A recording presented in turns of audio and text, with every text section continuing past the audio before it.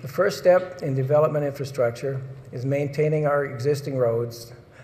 And last year, we invested over $6 million in roads and bike paths, including the first phase of the Columbia Road, and we're good up to more than double that number with $13 million this year.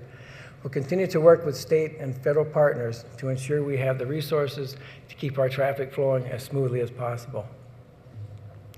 After roads, we're developing a comprehensive, multi-year strategic infrastructure investment master plan in partnership with Economic Development Corporation to identify the best areas for targeting infrastructure investment that can encourage growth.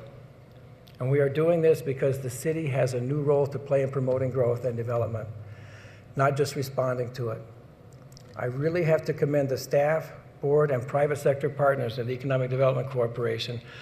With them, we are really focusing on the right resources in the right place to make Grand Forks a sweet investment for both expansion and new development. One of these places is in water infrastructure. It's critical for the long-term confidence of our commercial sector as well as the cost to all users. Therefore, we prioritized a new water treatment plant and have already received state partnership, for which we are very grateful. We plan to continue with this solid partnership in a funding model that will culminate in a new plant for our area and region.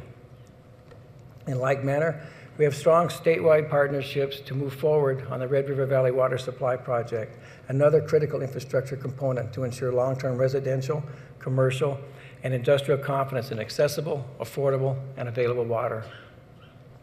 Other key infrastructure areas on which we'll be putting an economic development emphasis include the proposed Northern Plains nitrogen plant, value-added agriculture entities, Northwest region along Highway 2, the business park, and the southwest edge of town. The Northern Plains nitrogen plant will require a tremendous amount of infrastructure, but the estimated 135,000 high-paying jobs, the spinoff of 900 to 1,300 jobs, and the tax implications of the new $1.7 billion project make it more than a worthwhile investment. We have real growth opportunities in value-added agriculture with companies like Simplot and Philadelphia Macaroni and others. With over $100 million invested in recent years, we are so pleased with these partners, and we hope we can anticipate even more investment in the near future. The north end, along Highway 2 all the way to the airport, also holds opportunities for growth, especially considering this is the link between the east-west oil play. I think we have great potential to leverage current building activity like the new Walmart and new housing, commercial, and light industrial development. Our local team has done a good job creating opportunity in our new business park along South 48th Street.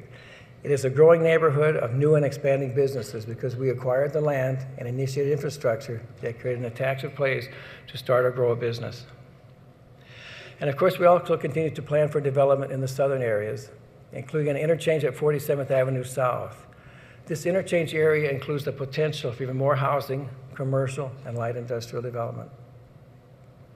Obviously, in addition to local resources, like economic development sales tax revenues, we'll need help with other revenues with which to invest.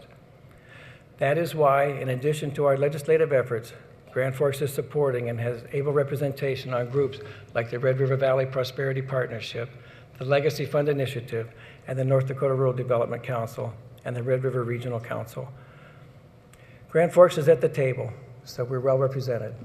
Involvement with and interaction with these statewide efforts are critical as we continue our commitment to playing a role in fueling statewide development, ensuring strategic investment in infrastructure, and diversifying revenues to make these investments possible.